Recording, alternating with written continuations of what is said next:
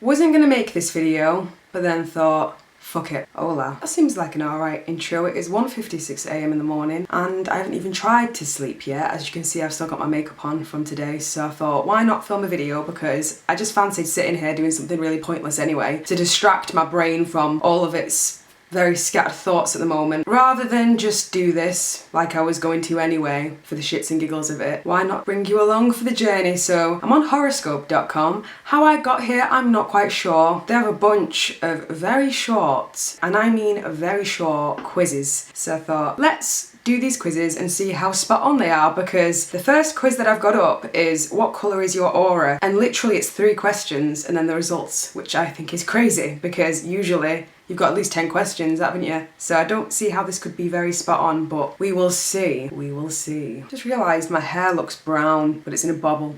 In a comfy position in my cat jumper. Okay, so I'm going to start with what colour is your aura? Question number 1. When someone treats you badly, do you get A, mad, B, sad, C, unaffected, or D, revenge? Well, when someone treats me badly, I tend to just get incredibly sad. It's a cross between the two, mad and sad. I feel as though at first I'm incredibly mad, and then I'm incredibly sad, and then I'm incredibly mad again, and then I'm incredibly sad. So that's kind of where I stand on those points. I'm probably gonna go for sad because I'm probably more of a, let's say, emotional person than angry person. So I'm gonna go for sad. When you're in a bad mood, it's because you are A, irritable, B, depressed, C, angry, or D, just not feeling like yourself. Well, you could be in a bad mood for either or, like literally. I've been in a bad mood for all of those reasons. So I'm gonna kind of take this question as, what am I more likely to get in a bad mood over? And I would probably say, if I'm in a bad mood, usually it's gonna be because I'm irritable or angry. But I suppose if I'm not feeling myself, then I wouldn't necessarily be in a good mood, would I? Because I don't feel like myself. These questions are stupid.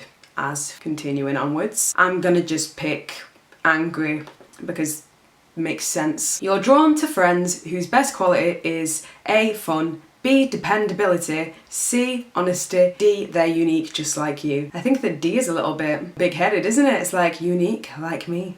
I whip my hair back and forth. Well, what factors into being a good friend is probably a little bit of everything, isn't it? Because you're gonna go for someone you've got something in common with, so therefore technically incorporating D. You want someone who's honest, so you're incorporating C. You want someone who's dependable, otherwise they're not your friend because you don't keep going back to them and seeing them on regular, you know, so you need that. And obviously if they're not fun, you're not gonna hang out with them, so you pretty much need all of them, but I'm gonna go for honesty. Okay, my aura is apparently yellow. You just went through some positive change and now you're waking to the reality of an altered life.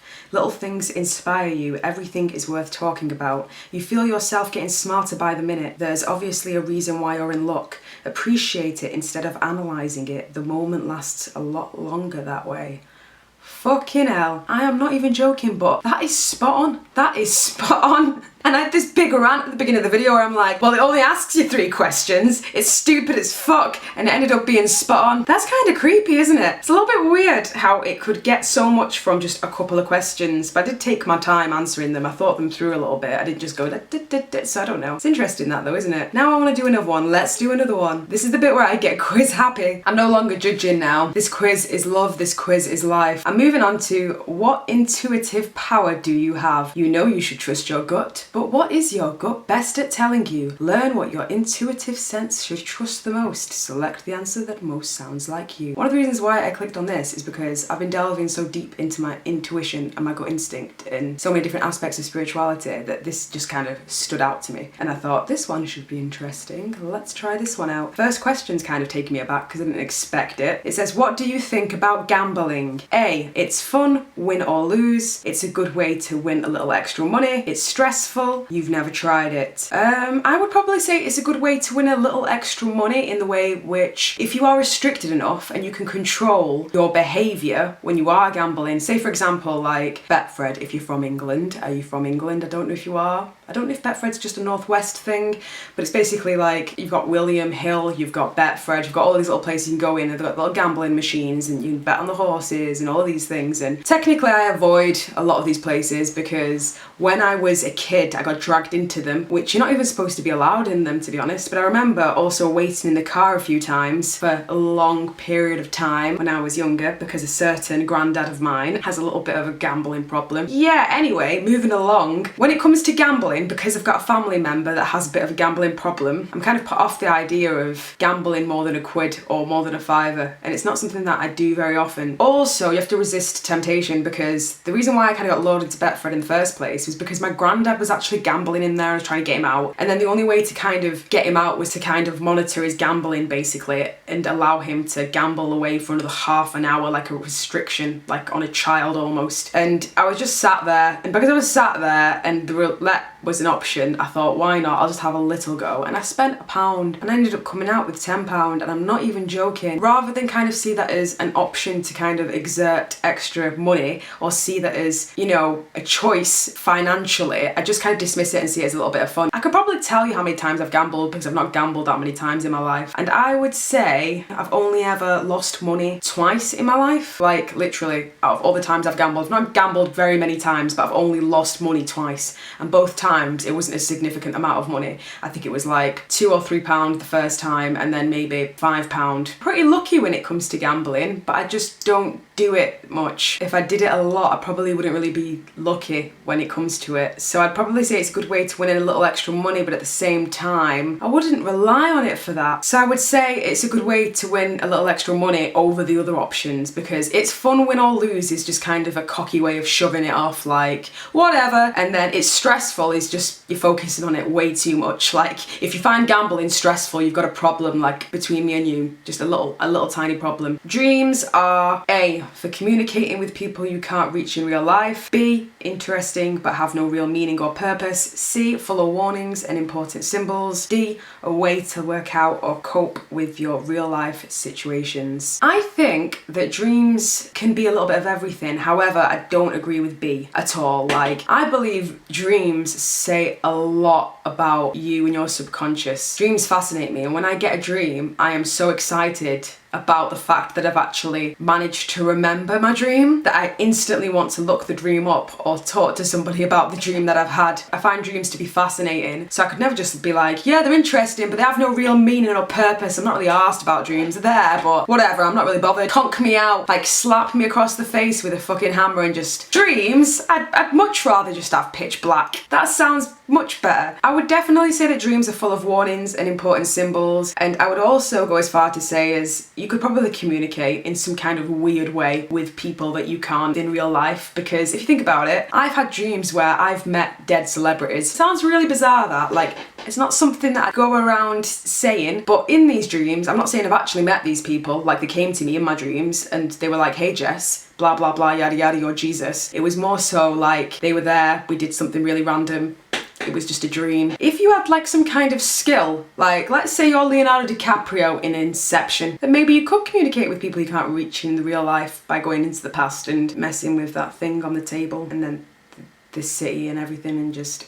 Wow, that film blew my mind. I'm gonna say full of warnings and important symbols because, I don't know, at that one I'm just drawn to, even though I do heavily want to also click on a way to work out or cope with your real life issues, because I do believe that your subconscious tries to kind of warn you, but also kind of affirm you in some ways. I've had some really bizarre dreams that have like come true. Leave that for another time, but moving on to the next one. Have you ever predicted something would happen and it came true? Well, isn't that weird? I must have seen that subconsciously and just not picked up on it. Yes, something major. Yes, something minor. No, maybe it was a coincidence. Yes, something major straight away. I just wanted to click yes, something major because I have, and it's kind of weird. I'm not going to go into too much detail, but I've predicted 2 big world events, and that makes me sound crazy, so that's why I'm probably going to have to leave that for a separate video. But they both came to me in dreams, and they both happened when I was younger. One in 2001 and the other one in 2005, so quite a while ago. We're talking over 10 years ago. I haven't predicted anything on that scale since, just these 2 significant things. I've also had images of other things as well, but they've not happened, so it's kind of like, I don't know if that's just my fears or my phobias and not necessarily predictions, but